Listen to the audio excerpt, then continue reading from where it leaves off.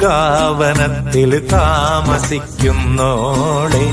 പഞ്ചവർണ്ണ പൈങ്കിളിയിൽ പങ്കുറങ്കുള്ളോളെ പങ്കുറങ്കുള്ളോളെ പൂനിലാവ് വന്ന് പൂവിതറുന്നുണ്ട് പൂക്കളിൽ റാണിയായി പൂത്തു നിൽക്കുന്നോളെ പൂത്തു നിൽക്കുന്നോളെ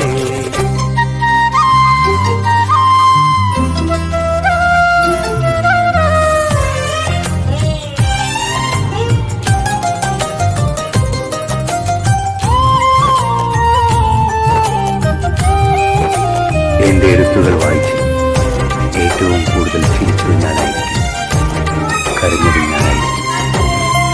കാത്തിരുന്ന അതൊക്കെയും എന്റെ അനുഭവങ്ങളായിരുന്നു.